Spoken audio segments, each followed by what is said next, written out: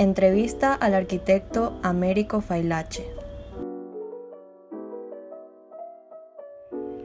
Américo Failache es un arquitecto venezolano graduado en la Facultad de Arquitectura y Urbanismo de la Universidad Central de Venezuela en el año 1957, lo que lo hace perteneciente a la sexta promoción de arquitectos de la facultad. Fue socio de la Oficina de Arquitectura Mata de Coco junto a arquitectos como Gustavo Legorburu, José Antonio Pecchio, Elías Toro y Nelson Duay. Fue profesor de la Facultad de Arquitectura de la Universidad Central de Venezuela y luego decano, durante el periodo del año 1975 y 1978. Luego fue presidente de la Fundación de Edificaciones y Dotaciones Educativas, FEDE, en el periodo de gobierno de Luis Herrera Campins. A lo largo de su trayectoria profesional, proyectó, construyó y colaboró en proyectos como el Parque La Paz, Residencias Mi Veguita, la Casa Pérez Olivares, la ampliación del Hotel Tamanaco y la ampliación del Hotel del Lago en Maracaibo.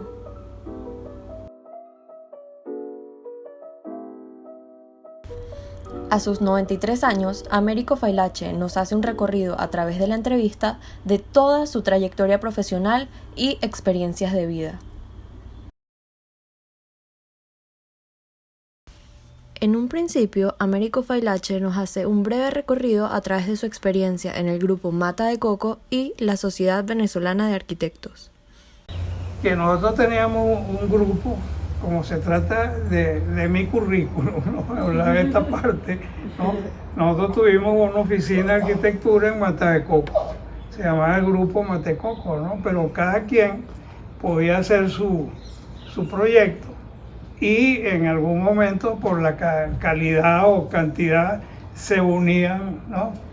En colaboración. Por ejemplo, Jesús Tenreiro formó parte un momento de ese grupo. Hicimos 2 o 3 proyectos con Nelson Duay. Hicimos también con Nelson Duay un proyecto grandísimo con un oftalmológico. Oye, yo que tengo problemas de la vista. Un oftalmológico en Los Naranjos que no se construyó. Sigue pues. Esto es porque le decía yo a la gente que organizó la reunión en la unidad 9, yo le decía que yo soy un arquitecto que ha tenido funciones profesionales, todavía las tengo, ¿no?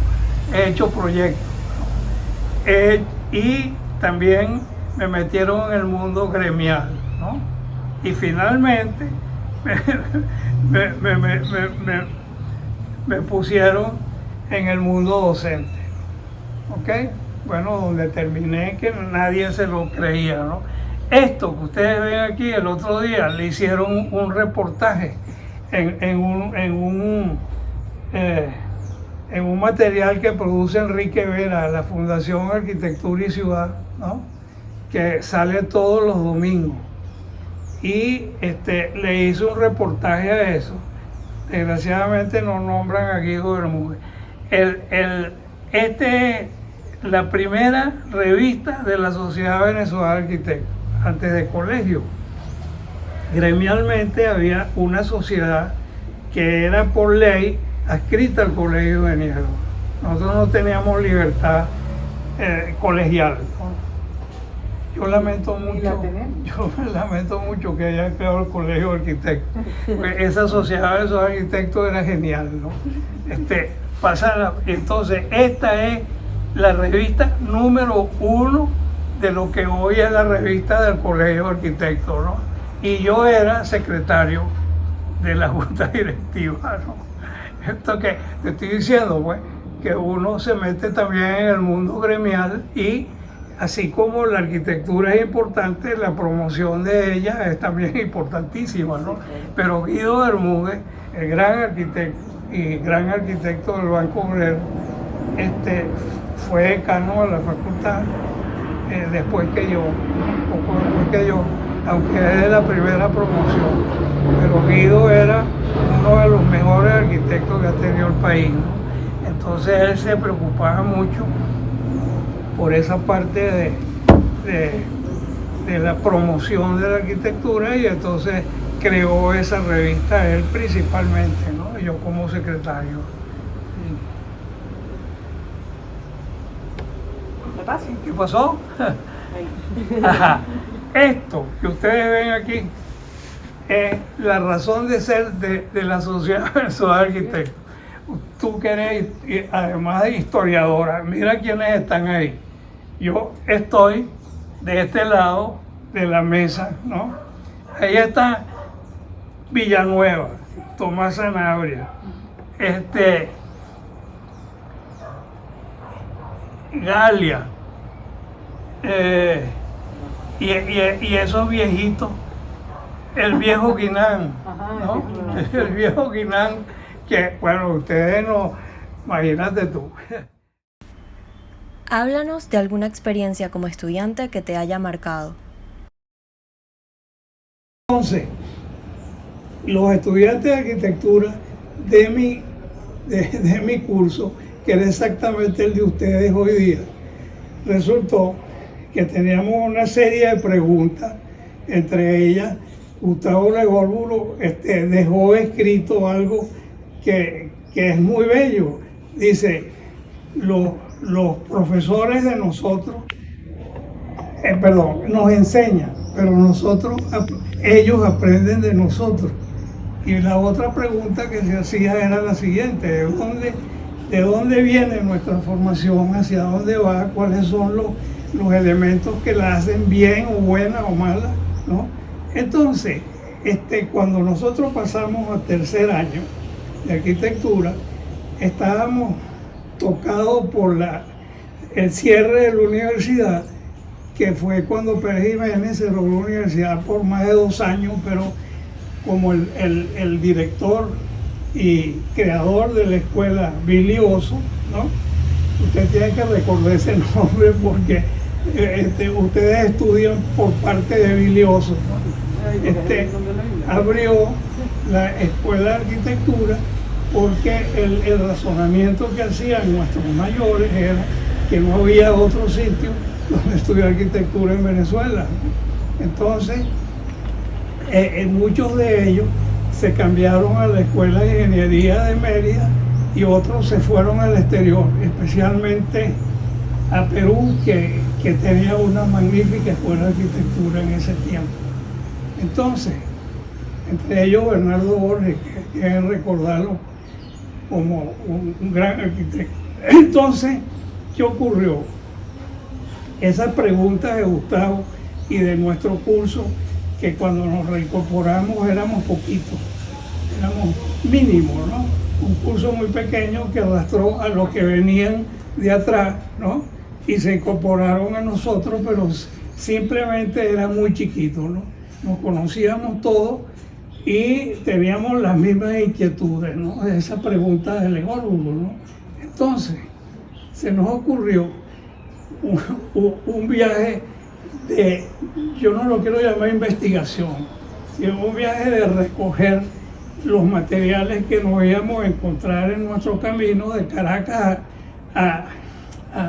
en Falcón principalmente, de Caracas a Coro, ¿no? Entonces hicimos toda una estrategia de ir dibujando en croquis y perspectivas, que en ese entonces había muchos perspectivistas excelentes, ¿no? Sin esto, ¿no? Entonces hicimos una especie de volumen de materiales que incluían fotografías también y sobre todo esquemas cogidos a mano, ¿no? De todos los pueblitos que ya me sabía de memoria, pero no vale la pena, entre Caracas y Coro, ¿no? Esa carretera que va directo, ¿no? Entonces íbamos parándonos en cada lugar y íbamos a hacer el levantamiento de las plazas, de los templos y de las casas populares principalmente, ¿no? sobre todo las que nos llamaban la atención. Y hicimos una recopilación de materiales enormes. Y luego, cuando llegamos a Caracas, preparamos esos materiales, los pasamos en limpio sobre unas cartulinas que vendían antes en la facultad para tinta china, ¿no? Esas cartulinas no papel albanene, sino cartulinas, ¿no? Y ellas permitían, con un curso que nosotros también tuvimos, de acuarelas, guache y aguadas, ¿no? Entonces preparamos las plantas, las fachadas y la perspectiva en tinta china en escala 1:20, ¿no? Y con aguada. Entonces hicimos una exposición. Esa exposición duró tiempo, bastante grande, exitosísima, y por cierto que Enrique Hernández, que era uno de los principales promotores del viaje junto con Fruto Viva, que no era de mi curso, pero él inmediatamente viendo cómo nosotros reaccionábamos ante esos problemas que le resumí antes, tú sabes, las inquietudes y tal, y como él también las tenía, se incorporó a nuestro grupo para todos esos viajes, ¿no? Entonces, resultado de eso es que se hizo una exposición que trascendió y se hizo pública, ¿no? Indudablemente, entonces empezaron a ver una cantidad de detalles de arquitectura popular, ¿no? No tanto de templos, ¿no? Sino simplemente de viviendas urbanas, viviendas un poco fuera de los pueblos, etcétera, etcétera. Entonces, el destino principal era Puerto Pumareo, porque ahí vivía un cuñado de Fruto Viva en una casa colonial por la familia, ¿no? Y él era quien nos atendía pues en ese recorrido, ¿no? Él se llamaba el doctor González Sirit, que era oftalmólogo y con mucho éxito. Entonces, en Puerto Pumareo hicimos vamos a decir, una especie de colecta de todos los materiales, y entonces cuando llegamos a Caracas empezamos, como le dije, la exposición. Por cierto que la inauguró Enrique, fue el de la idea, con un brebaje de venezolano que se llama Guarapita, ¿no? que ron, etcétera, ¿no? Entonces inauguramos la exposición con Guarapita. Fíjate cómo evolucionó esa exposición, que resulta que el profesor Ernesto Fuenmayor, que por cierto creo que está vivo todavía, murió. Mira, no me enteré. Resulta que Ernesto Fuenmayor promovió, cuando estábamos en cuarto año, un concurso para la iglesia de Araya, de la Salina de Araya, ¿no?